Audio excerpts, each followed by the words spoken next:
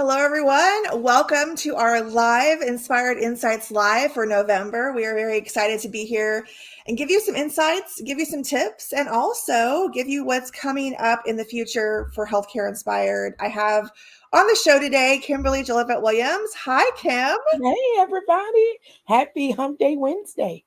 I know, right? It's November 1st. Yes, November 1st. It I is know my we're little cousin's birthday, too. He turned 17 today. Happy birthday, Kim. 17. Oh, what a fun Yeah, age to be 17 again, right? Oh my I know, goodness. right? What a lovely time. Yes. Now I'm here in my 40s, and just every day is a new pain, I think. I don't know how Oh, you feel. I turned 50 on July 30th, so I do feel your pain. So it's like, yeah, a new August 30th for me, and I turned 41, and just like, oh yeah, there's that. That's new. Yes, Yes, fun times. fun Well, times. this edition of Inspired Insights promises to bring our audience some great tips, and it's all about compliance for this Yes, November. All about yes. compliance. I love And compliance. That began my new journey. I actually began November of 2020, right in the smack of COVID. So it's been a journey on, and I love it. I am so happy to hear that, because one of the reasons I want to have you on is because we want to, of course, talk about an upcoming event that you're hosting that I'm a Yes, part of, but also I wanted to have you on because of your work in compliance. And yes, I think a lot of us who work in healthcare for a long time, whether it's coding, billing, auditing, we all know that in some way we are upholding compliance standards. So I want to say, all of you out there, if you're checking payer requirements, if you are looking at LCD policies, if you are, of course, staying up to date on the requirements for compliance, you are in compliance. And yes, so you're already there. So if you want to make the switch to officially work in the compliance, have a title as compliance officer, or even as a consultant, you can do it because yes, you already have that mindset. And it's about understanding the laws, understanding regulations, and do you have the, of course, I guess, the desire as an ethical person to make sure compliance is followed through. yes. um, Kimberly, in your experience, in your history before you became, full-fledged in compliance department of a hospital, what were some of the things, just on a basic level, do you remember seeing in the offices that just were like, whoa, what are you thinking? Oh, yes. Well, it's always documentation, right? I mean, I think documentation and the thoroughness of documentation is just always a challenge. And I get it. Our providers and physicians are so busy, and they're trying to get everything in and trying to go on, and things are ever evolving, right? So the documentation standard that was appropriate, let's say 5, 10 years ago, now it's not, right? We have new regulatories, we have new limitations, new coverage guidelines that we have to adhere to. And if you don't have someone that's constantly getting educated, like you said, being abreast to the new changes and the new requirements, you can easily miss things. And a lot of it, I think, is not intentional. It's just, again, we don't have the staff. We get burdened down with tasks. We get in the routine, right? It's always been done that way. And so we think it's okay. I used to have a funny joke when I was in management. Some of my staff, they used to print out the LCDs and NCDs. And I used to tell them, okay, that's fine, you print it out, but please don't print that out and leave it on your desk for 5 years and never go back out there and look for the new updated one, right? Because you'll miss things, right? It's constantly changing, constantly evolving. So I get you want to print that paper out, but you have to keep checking and verifying. 100%. And we are on the cusp of the final rule for 2024. And Yes. so again, we put our virtual newsletter out on the 1st, so we don't have it yet. So in December, or maybe we'll have a bonus live, will come out and we'll just kind of talk about the highlights of that final rule. But again, another thing, when I was a baby in healthcare, I say, I was relying on others to feed me information, help me understand what was what. And for a long time, I didn't even know about all of these things out there that I know now. Mhm, I was just kind of stuck in my coding books, and mhm. this is what I have to do. I would gradually learn payer policies. And then when I learned about things like the final rule, and I learned about Yes. the official compliance documents that exist from the OIG, who the OIG is. Like, I mean, I how know, many right? back in the day were so new? We're like, who is this OIG person? I You know, know? I JCO. You'd hear terms like JCO. I'm like, JCO, who's that? Right? Yeah. Yeah, Hmm. Yeah. exactly. So Yeah. to start this out today, I'm just going to share one of our documents that we have, we give out on our website as just kind of some basic things to think about when it comes to compliance. Now, mind you, there's a lot of things that we have to do to stay compliant. And most of these are from the official 7 elements from a effective compliance program. They're not in any particular order, by the way, but just the things that, recently I was asked to do a compliance assessment for an OIG CIA. And for those of you who don't know what that is, the Office of Inspector General, of course, manages several healthcare programs, including the Medicare program. And if you commit fraud, if you violate those laws, you can enter into a corporate integrity agreement, right? And for so many years, you're going to be monitored and you're going to have to follow certain rules to say, hey, yeah, I understand I made a mistake. I really messed up and I'm going to do things right. So Hmm. I was asked to come in as a final assessment to just make sure that their compliance program, they were following it, and they have all these, things to meet, requirements. And so that was actually kind of fun. I enjoy doing those assessments when I get asked to do those. Hmm. And so because I'm getting busier with compliance tasks, I decided at Healthcare Inspired, go where people want me. So Okay. I'm going to go forward and I'm going to just stay busy in compliance because it seems to be coming at me like lightning speed. I'm getting lots of interest. So Mhm. it's fun. And so I encourage you, if you're thinking about, you saw my recent post when it came to, just think about your career, you don't have to stay where you are That's right. forever. If you feel the need to, of course, push yourself, push those boundaries, right? Get Yes. outside of your box. Kimberly, what made motivated you to go into compliance? I mean, that was a new kind of Yeah. skill set for you. Yeah, I think I've always been intrigued by rules and adhering to rules, and enforcing rules, right? I tell everybody I'm a raging Cajun Leo, right? And that Leo comes with, authority, demand. We want to be in leadership and follow the rules and make sure those are being disseminated. So I think I've always had that in me. And when I think about compliance, to me, that's just what it is, right? Enforcing and adhering to rules to try to mitigate the risk for us, for our entities, our providers, and physicians. So I think just that overall umbrella, after climbing that ladder, going from coding and billing and auditing, it seemed like a natural progression for me. It kind of goes hand in hand with that auditing, documentation integrity, right? And then compliance. So it felt natural. Right, exactly. And that's for me, all the rules I've had over the years, they just feel like a natural progression of what I had wanted to do. So I'm going to pick a couple of these here, and if you want to copy a PDF copy of this, just let me know. But it's going to be on our website to download, and we'll give you some more tips there.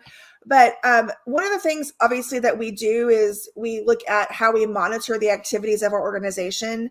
Now, there's a lot of technology out there that does that for us. We need to be monitoring it. That's really how compliance comes into play, is we monitor, of course, what's going on. But that starts with creating policies and procedures.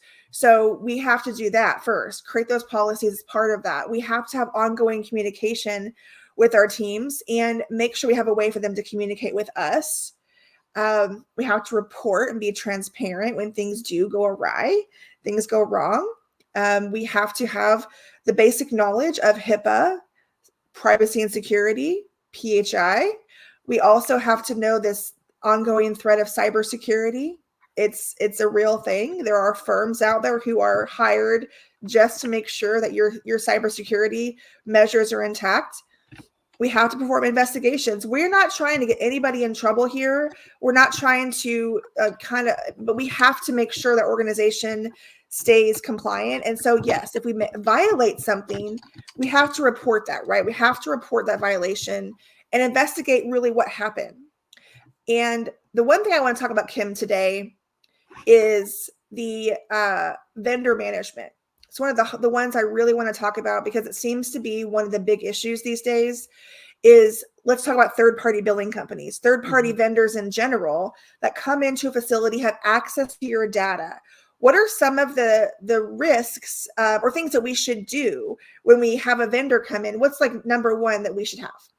Well, you definitely want to have that BAA in place, right? That business associate agreement, because you want to set that right expectation. You want them to know that they should not be entering or accessing records unless they have a minimum necessary. Because just because you're coming in as a vendor and you have access to a chart, you need to have a legitimate business purpose to be looking into that record, to be analyzing that data. So we want to make sure that they are in line with that and they're just not randomly selecting people that are not a part of whatever investigation or even documentation review that they're going about. Exactly. And not too long ago, I posted on LinkedIn the actual document from the OIG that talks about third-party billing companies Yeah, and that they have their own compliance guidance that they have to adhere to. that's And I right. think sometimes we forget that this actually exists. So I wanted to make sure that people understand that they are also Yep. required to follow compliance. Yes, And there's a whole OIG third party a document. I've looked at it in addition to the small office, the small physician office in the hospital. So yes, there. I love that these documents are right at our fingertips. Like all we literally have to do is go to the OIG website and search them. And so like you were saying with the third party vendor, you can look at it for yourself, and so when they give you a document for you to validate, you can do comparison, right? mhm, And I always say, yeah, everybody that knows me and my Kimberlyism, I'm gonna take what you give me, but I'm gonna go back and validate it and make sure that I have ownership to taken that ownership, right? And made sure that information is correct because you're the one at the end that's going to be held accountable. And I just sent out something in one of my distributions about a person who was a business of healthcare professional, and that person is now on the line of having to deal with some consequences because they were using improper diagnoses. And mhm. so it's not just going against physicians and those QHPs anymore, right? We as business healthcare professionals, we can be held accountable as well. So we want to do our due diligence. Exactly. And compliance covers so many scenarios and we can't cover them all today. But that's why, going forward, a lot of our podcast episodes for Healthcare Inspired. So please check out the Healthcare Inspired podcast. We're going to have a compliance episode this week. We're going to have more episodes coming out on different areas of healthcare. So we can get to know the different roles that people have in healthcare. So we can really just be inspired to do things right and to really focus on patient care. But this week, we have an episode on compliance. And then also we're going to put out some tips every week. We have a new format, guys, since we're switching our gears to more of a compliance focus. We are still going to provide coding and billing tips, but they're going to be based on compliance and how that is the driving force behind everything. So stay tuned for that. Every day we're going to have like something new, right? So you're going to, of course, see some of my tech tip Tuesdays yesterday. And then, of course, we had Wednesday wisdom coming out. We're going to have Throwback Thursday tomorrow. Yay! So yeah, we're gonna look at some historical stuff on Thursdays, some lessons learned, hopefully, from compliance, Yes. and we'll keep it going. So stay tuned for all that fun stuff. Now, speaking of fun stuff, I want to talk a little bit more about what we have coming for you. A lot of training coming at you for 2024, and of course the end of 2023, a lot happening. But first of all, I wrote an article and I would like you all to check it out and give me your feedback. Please comment on it. The QR code's there on the screen so you can check out that article. We are a ticking time bomb with the lack of compliance standards in place. And a lot of that has to do with training.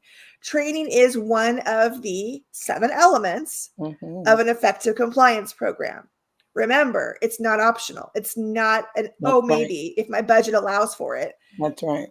It has to be done. And the OIG says you have to do this. And the Affordable Care Act made it mandatory if you bill for those payers, right? Mhm. Those federal payers, you no longer have a choice to have a compliance program. You have to Yes. have one. Yes. And everybody always says everything always goes better when someone is watching. And you Yes. want to be your own watcher, right? You don't Mhm. want outside entities doing the watching. You want to, like they say, clean around your own front door. You want to be watching for yourself so that if someone from the outside come in, you already prepared. You already know what your risks are and you already have plans in place to take care of them. Exactly, exactly. So, of course, stay up to date, stay well trained. And if you don't have the right training, go get it yourself. You're a professional. Take ownership of it. Like Yes, Kimberly Kimberly says, take Colloquium. onus. Take onus, right, Kimberly? That's right. But you say, come to the 2023 JMCI Colloquium. It's going to be lots of Exactly. education. Yes, that was my next thing I was going to talk about, Yes. girl. I'm just so excited. Yes, it's the best time of year. It's time for the annual virtual Business of Healthcare Colloquium Yes. presented by Jolivet Medicoding Institute Yay! 2023. Yes, yes, Yay! yes. And so come, you're going to get connected with so much knowledge. I mean, all of these top-notch elite presenters have so much knowledge in coding, billing, auditing, compliance. A lot of them work in compliance. They're on podcasts that talk weekly about compliance. This cannot be a better opportunity for you to set yourself up for success and to level up. You're definitely going to get connected. You'll be able to have a Q&A session where you can get some of your questions answered from these professionals, and it's just going to be a great opportunity, and it's so affordable. You're going to get 21 CEUs over 2 days for only $107. When I divided that up, Jennifer, I think it came to like $5.85 a CEU. I mean, you cannot beat that affordability. Right. And we do these kind of events every once in a while because we know things are tight, but Oh, overall, healthcare education is very valuable. And yes. so we have these nice events, but remember that it really is not to be taken as, a crutch. We want to make sure and support the consultants out there Yes, and it's that an investment. It's an investment in your own career success. I laugh all the time when people say, "Do you know of any free opportunities? Can you give me any free?" And I'm like, "Look, I'm number one on free, right? But sometimes you're gonna have to pay that dollar to get that quality education and invest in yourself. And knowledge is power. No one can ever take that away from you. So Mhm. don't feel like you're paying for something and it's not going to benefit you. I was just talking to someone the other day and I attended a webinar that I went out and attended, didn't really have a need for it. And lo and behold, not even 2 weeks later, now I have a need for that knowledge that they shared and I'm having to apply it in my role. So, knowledge is power, guys, and don't be afraid to pay the dollar to invest in yourself to get the career success knowledge that you need so you can be assured, right? Take Mhm. that ownership, have your onus that you're confident in what you're doing and the information you're sharing. Exactly, exactly. So please sign up. I will be speaking on, of course, the impact of CDI and clinical documentation for chronic conditions, really giving you those tips on ICD-10. But we have, people coming on like Sanal Patel, who is also a compliance expert. We Yes. have, of course, great experts like Betty Hovey, who is Miss Yes. E&M. Like Oh she's my, amazing. I love Betty. And Betty also is a rack. Um, Also, she is an excellent presenter over the rack audits for Yep. performance and cotivity. So, I mean, Betty is she's just so well rounded. And I'm going to be talking about social determinants of health Mhm. because I Excellent. think that's a popping topic right now. And it's just very helpful for us to dive in. And so we have documentation that's going to be talked about. I have Kelly Shue. She's coming in and she's talking about documentation, and she's a compliance expert individual as well. So we just have so many wonderful topics that people can get the knowledge that they need. So again, you can be assured that you're doing things in the proper way for our business of healthcare entity. Exactly. Yes. And then we have, of course, Jessica Burke, one of our consultants at Yes, Healthcare Inspired, yes, I is love going to be Jessica. speaking on pain management, and nobody Yes, talks about pain management better than Jessica. I know. She's the queen of pain She management, in my opinion. is. She is. And I have, and also I am going to have Spanish translations this year. I am super Yay! excited. I have Lady Martinez, I have Gabriel, and I have Kim Montanera. They're going to do their presentations in both English and in Spanish. So I will Aw. be able to translate that to the Spanish community. Lady's going to talk about colonoscopies. Gabriel's going to talk about HCC and that new model, that V28 Uh-huh. model. And Kim's going to talk about what I wish I would have known, right? CPC to CRC. And I Love it. know if you've bridged that gap, I know you're going to want to listen into that. So I'm super excited this year that we're going to have Spanish translations as well. That's wonderful. I can't wait for her presentation because I talk about it all the time. I always, and this morning, I was talking to one of my clients who works at a hospital, and she's a director, but it's nice because she wants to get out there and figure out what the next move is for her. And I Mhm. told her, with all your clinical background, your knowledge, I was like, CPC is great, but the way the industry is headed, CRC is a great transition.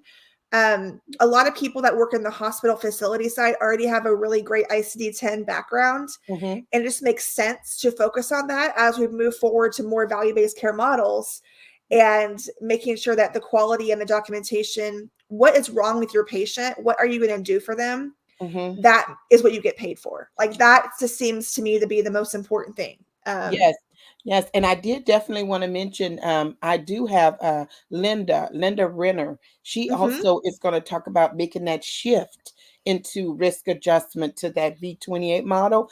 And I have attorney Tracy Bordeaux. She's going to talk Wow. about fraud and abuse compliance Oh, implications for coding. So you're going to get a well-rounded education if you attend my 2023 Jolivet Medicoding Institute colloquium. So I hope all of you sign up. I am stoked, Kim. I am just on fire. So excited. I mean, I get to start things out, but I'm so excited to actually have the time to kind of listen to everyone and learn from them, Yes, because we're all students, of um, course. lifelong Lifetime, learners. Yeah. lifetime learners. We can't help it because even Christine Hall is going to kick off our 2024 ICD-10 CM codes because we need to know those as well. And so they came out effective 10/1, right? So if you haven't gotten them, go get them and read them. But she's going to help break things down for us. So we are just lifetime learners. Just when we get comfortable, E&M showed us, right? We did that for 25 years, got all confident and certified in it. And what happened? It all got tossed up and we all had to get on the same playing field and learn, right? So it's like we're lifetime learners. We can't avoid it. Exactly, exactly. Well, Kimberly, I know your time is valuable, so I thank you for coming on with me this afternoon, your lunch hour, and Yeah. helping us see the importance of this event. So, everyone, say thank you to Kim out there. Thank you, Kim. Hi. Have a Well, great day. yes. Have a wonderful Wednesday, everybody. Well, guys, we're going to continue our thought here, and we're going to learn more about what's going to be coming on the pike. I am so thrilled once again to be speaking throughout the rest of this year. Right before actually the colloquium, I'm going to be speaking at the 2023 annual fall seminar for the Palm Beach, Florida chapter. I'm going to be talking about compliance, but kind of on another aspect that I really think is important right now is patient advocacy. Because when we think about compliance, why we do it for the patients. We know it's their data we're protecting, and sometimes we forget about our patient element. Do we understand how little patients know about what goes on? And sometimes they have questions. They want to make sure they can trust us. So this presentation is going to be about inspiring trust in your practices with your patients, and how patients can, of course, feel like they can trust our healthcare facilities because we're doing the right thing with their data. So I'm excited to share that. And we have our modifier boot camp. We had our first, of course, session. We weren't able to make it in person in Dallas due to, of course, lack of seats being filled, but we're hopeful that we can by December 9th. Well, actually by December 1st, we want to get a banner amount of tickets sold this month, guys. So please support the Modifier Bootcamp. It's 2 sessions, morning and afternoon, so you don't have to give up your whole day. On Saturday the 9th, you can, of course, come in the morning, have the rest of your afternoon free. You can come in the, of course, in the afternoon, have your morning free. It's going to be a great way to network and get that modifier training that is also geared towards compliance. We're going to talk about EMR optimization, how you can set up your EMR to make modifiers easier to, of course, manage, and so much great stuff. So that's the Daytona, of course, link. We're going to be there 1 week later. We're going to be, of course, switching to Tampa while we're there in the Florida area. Again, if you cannot come in person, we have a virtual option. And again, if we don't sell enough seats, we will switch to virtual like we did for Dallas. But we hope that you can bring me out there and I get to meet you in person. That's the goal. And coming in February 8th through 9th, the events I think of the year. I always get excited when I get to talk ENT with Barbara Cabuzzi. This year we have an added guest. We have Debbie Abel, who is an audiology consultant expert. You do not want to miss this conference. It is 2 days, 16 CEUs. Great opportunity to learn more about ENT. They don't get a lot of love with a lot of training, so we want to bring this event back. And there's been changes, there's been updates, there's documentation and compliance tips that Barbara and I will give you. And it's a great opportunity to help the ENT practices out there. The otolaryngology industry really needs this. And the practice management symposium that we had to reschedule is coming at you. It's coming at you February 16th. We do have a compliance panel at that course event. And it's going to be myself, Christine Hall, and the wonderful Susan Wahlberg, a great friend of mine that I, of course, gotten, of course, to know recently. And she's a lawyer. She's a compliance consultant. She writes books, guys. She has amazing books that she has written. She literally wrote the book on compliance for physician practices. And she is a great fiction writer, guys. I read her recent book on compliance, kind of a thriller, compliance thriller. So it's exciting. So check out her website. We'll put that in the comments for you guys as well, so you can check that out. Go to the link to sign up, and we'll be happy to see you at the event. And we did recently put on a webinar, a free webinar that some attended, but if you didn't get a chance to attend, you can scan the QR code and watch that event, and let us know what you think. Give us your comments, and we'd love to, of course, see how we can help your practice ensure improve revenue and compliance through documentation audits. So we are excited to bring that to you. Well, and I want to thank everyone for joining this, of course, live Inspired Insights. We're grateful for the opportunity to share insights with you in this format, this of course, venue. And we look forward to next month's updates. But until then, keep an eye out for updates from Healthcare Inspired. Follow us on LinkedIn, Instagram, X, Twitter X, whatever they call it, TikTok, Facebook, everywhere you can think of, we're there. So stay tuned for more updates and have a wonderful November.